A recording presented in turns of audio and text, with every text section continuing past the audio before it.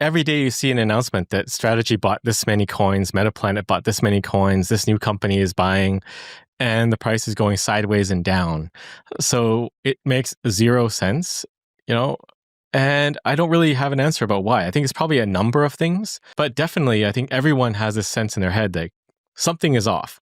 And there's no way to know for certain until, something blows up and it's all over the news. But definitely I would say it puts the suddenly, very close to now, and it could trigger at any time. And that's kind of like the Omega thesis. And I think that the current situation of Bitcoin price is definitely, on the verge of Omega. The Bitcoin price makes less sense the more you pay attention. Corporate accumulation is hitting record levels, MicroStrategy keeps stacking, Metaplanet joins the game, new firms pop up weekly with fresh buys, and yet the market barely flinches. Price goes sideways, sometimes even bleeds lower. To the average observer, it looks broken. To those watching more closely, it feels rigged. There's a disconnect between what's happening on-chain and what the charts are showing, and that disconnect is setting off alarm bells. Samson Mow leans into that discomfort. He doesn't claim to have the full picture, but he's willing to call out the rot. Whether it's phantom Bitcoin sold by shady exchanges, over-leveraged ETFs masking real supply, or outright fraud operating in plain sight, something isn't adding up. The numbers don't match the narrative. And if everyone feels it, if everyone's quietly sensing that something's off, then the trigger might not be far off either. That's what he calls the Omega thesis. The idea that a market-wide reckoning is coming, and it won't give a warning shot. This isn't about fear-mongering. It's about recognizing that markets built on synthetic games can only defy gravity for so long. Eventually, reality punches through, and when it does, it won't be subtle. Let's watch clips from Samson Mow's explosive interview to gain more insight. Don't forget to like, subscribe, and enable notifications for additional in-depth content. Thanks for joining us again. Enjoy the video. Spam is non-native data to the Bitcoin network. So you can say that you don't know what spam is, but what is a Bitcoin transaction? If you download the Bitcoin client and you get some Bitcoin, like someone sends you Bitcoin and you send someone else Bitcoin, that is, that's the main use case of the network, sending and receiving Bitcoin. And that is not sending pictures and other things. Like there is arbitrary data, and that's usually stored in op return, like 83 bytes of data. And it's been like that for a very long time because you can, store a hash of something or a double hash. Open timestamps uses it. Various other protocols might embed a little bit of data, but that's been generally deemed safe and acceptable with general consensus / agreement. Consensus seems to be a trigger word these days. Like people like to argue, oh, that's not a consensus rule.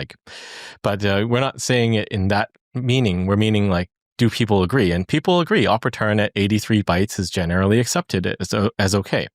But when you start moving towards larger blobs of data, I think that's a slippery slope. And you'll come to see like most of this discussion is really about slippery slopes. There are slippery slopes everywhere. I think even in ordinals, inscriptions, things like that are also spam because they're not sending Bitcoin. They're using Bitcoin to send something else. I mean, you can go back and look at color coins, but same thing. But I think as long as you're not harming the network, and I think we can generally agree that bloating the UTXO set is harming the network, then it's okay. So if you're timestamping, you're putting very little data, you're paying fees, that's good. But you can pay fees and bloat the UTXO set or embed data and images and whatnot. And I think that is spam. But it really comes down to a blend of harm and what exactly is your intent. You can remove the limit. And I think the rationale there is that this is something that can be done already.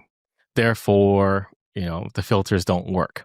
And if you remove the filter, then I believe you're encouraging more of it, especially because there has historically been resistance to this type of behavior. And, when Luke was more influential in core and less, ostracized, pushed off to the side, ostracized, then I think we would have seen a different scenario play out. But yeah, I would say that stuff is spam, and all of the other protocols that are kind of leveraging Bitcoin in an affinity scam type of way, like, this is on Bitcoin. No, it's not on Bitcoin. It's a separate thing that points to Bitcoin and points to, arbitrary data stuck on Bitcoin. So, I mean, filters do work. I mean, they've worked for a long time. It's just recently what we see is people are bypassing the filters, right? You have a Libra relay, and it's kind of meant to show the nuts guys your filters don't work, but it's not necessarily a good thing, because you're kind of showing that all of these standardness features are bypassable, and they are all there for a reason: to maintain Bitcoin as money, not as arbitrary data, and to also keep the Bitcoin network usable for the purpose of money, like transacting between you and I. So it's kind of bad in a way, and you can view it as an attack. I think the core side likes to say private mempools are bad and harmful, but bypassing the filters is also a bad thing, because they are there for a reason. I'll give you another example. Like, you can't say filters don't work. There's another filter called dust relay fee, which was implemented to prevent spam on the network, like from Satoshi Dice back in the day. That is still there, and that is what's holding back the network from being inundated by spam. But, someone could, for shits and giggles, start relaying spam, and then convince some miner somewhere to start mining the spam. And then guess what? The filter doesn't work because you weakened it. So it's not like something to be proud of that, you can bypass the filter. It's more of a politeness. It's more of a standard. It's more of a way to operate that's not in consensus, at least not yet. And it should be respected in general, because it is better for the network. Another example I like to give is traffic. If you go to the third world, you see congestion in the intersections because everyone's trying to get to where they're going a bit faster. They're cutting people off, running lights, running signs. And in Western countries, generally that's not the case, because people generally follow the rules. But that doesn't mean you can't run a red light. Mechanically, you can run a red light. You can cut someone off. But if everyone does that, then guess what? It degenerates into this messy blob of traffic. So I guess that's my point. Like, there was another example. I think Steven Rivera posted it. It was Macrello saying, Peter Todd and this other guy are smart cows that show the other cows how to bypass the filters. Like you can open the gate. So, it's always been the case. You could always bypass these things, right? But I don't think we would agree that we should bypass dust relay fee and start seeing a massive amount of dust clog up the network. But here we are. Well, fees are a filter, but it's not the only filter, right? So you can have perverse external incentives, whereby you have some external protocol to Bitcoin that can pay for the fees and can spam the network, right? If you look at ordinals, that's one. It's kind of like an ICO, but with pictures. They're selling these PFPs or whatever, wizard images and cat images, and then they have a war chest, and they don't care. They can print more stuff. Or more adversarially, you could have a company that launches an ICO, raises a few $1 billion, and fees are already low, and they can create a new protocol called proof of empty blocks. I talked about this on the pod with Cedric, and now they're going to pay miners to mine empty blocks because that is how they designed their mechanism to generate coins on their chain, right? So there's a lot of things that you have to kind of think that it is an attack and mitigate it. You can say fees are the filter, but it's not always a filter. And the other angle to this is we are weakening the fees as a filter mechanism because we increased the block size during the block size war. So you have less fee pressure.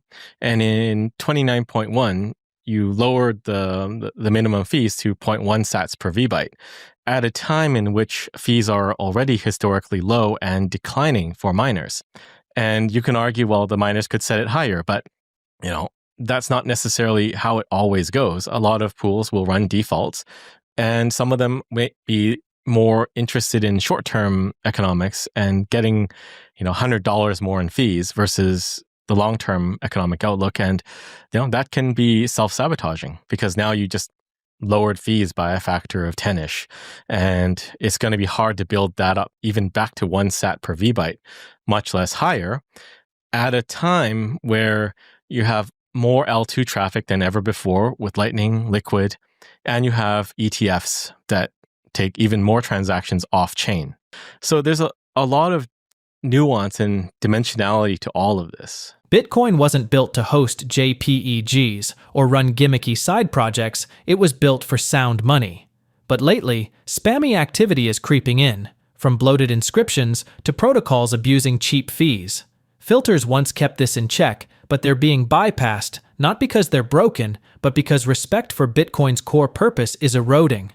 What's happening isn't innovation, it's distraction. And if miners keep chasing short-term gains over long-term integrity, they may just help burn the very foundation they're standing on. Bitcoin's future is being pulled in 2 directions, ossify or evolve. On one side, there's growing concern over spam, protocol abuse, and filters being bypassed in the name of innovation. On the other, developers push for upgrades like covenants without clear demand or real-world testing. But Bitcoin isn't just code, it's infrastructure. Changing it recklessly risks unraveling what makes it secure. Meanwhile, adoption grinds on. Nation-states are circling, corporate treasuries are stacking, and the bull run feels late, but far from cancelled. Let's watch more clips from his interview. Well, filters only work if we generally agree that these should be the filters, right? If you are bypassed, and Libra Relay can bypass that, and some miners mining it, others might figure out, okay, well, why don't we get that too? And maybe they didn't do the economic analysis and see, well, it's only like $100, or even if I'm mining ordinals, it's like marginally nothing. But overall, these kind of behaviors are detrimental to the network as a whole. So it's kind of like bringing down and making it harder for miners, if there was a downturn in price, that they would be able to survive, right? Because they're getting less money. But it's also when you normalize it through the Bitcoin core client, that's even worse, because you have some people showing that, okay, this can be done. And Core has said, we generally try to align to network usage and, what people are actually doing. So you show this can happen, and then Core drops the limit. And you could say the same for Dust, right? Like, start mining Dust and start relaying Dust, and then Core will adjust it in 3.0.1 and remove that limit, because I've said that in the past, like all of these things are guardrails, and we should be removing these guardrails. So, but do you think that NOTs is a safe node implementation to be running, or do you think the risk of the single maintainer is too high? Well, I don't necessarily think the single maintainer is an issue. The issue is more that there's a large difference in code, like 25,000 some odd lines of code between Core and NOTs. And this is because Luke is cherry picking things to merge. It's not a rebase. I think you might have some things that could be merged for security reasons that may have been missed. I don't know. I haven't looked at it closely enough, but for me, that would be a reason why I would choose not to use NOTs. But I don't think it's because it's just one maintainer, because, Luke is a very skilled engineer. He knows the code base in and out. He was the one that figured out that SegWit could be done as a soft fork when nobody else in all of Bitcoin Core thought it could be done. They all thought it was a hard fork.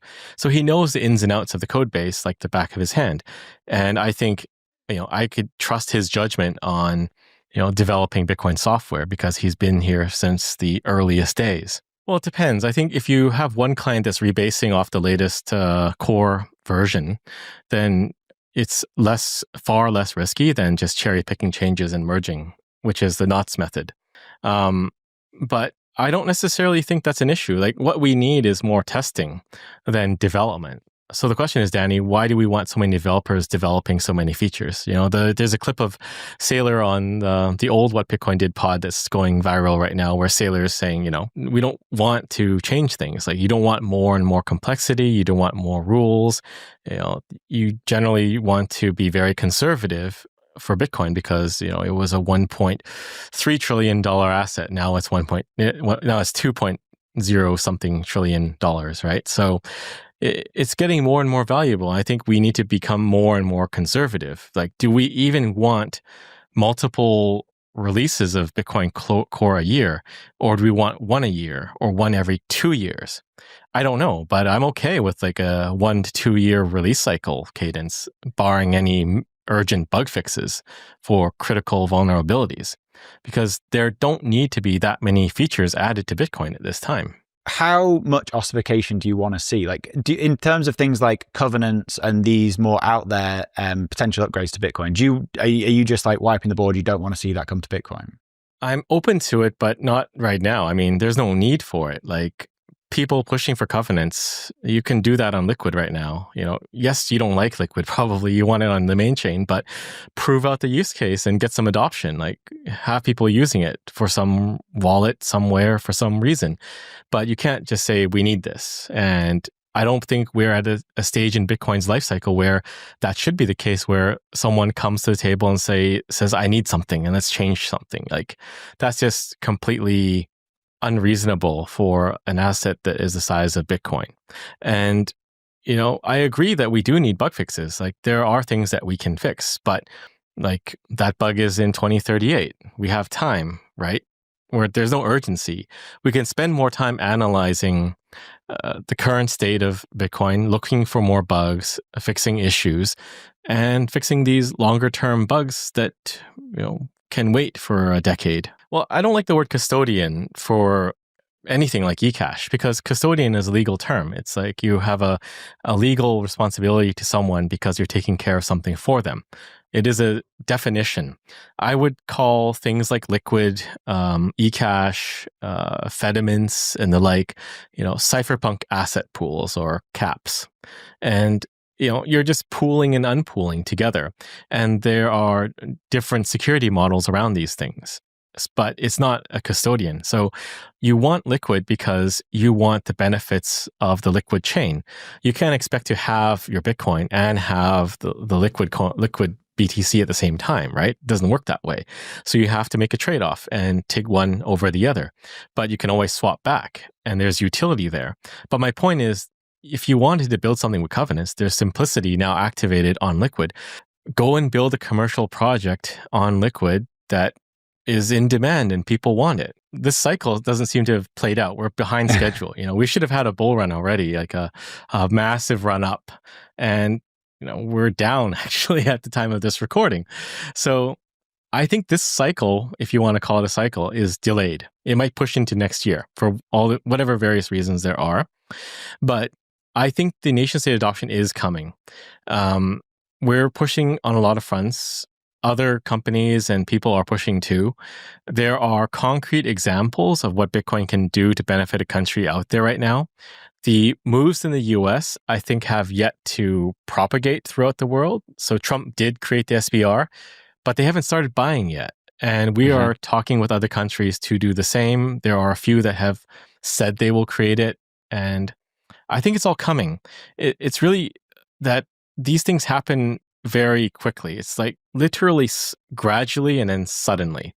And I think we're on the tail end of gradually and we're at the beginning phases of suddenly. And if you look at just the US alone, they're pushing forward on a lot of their budget neutral Bitcoin acquisition and the Bitcoin Act too.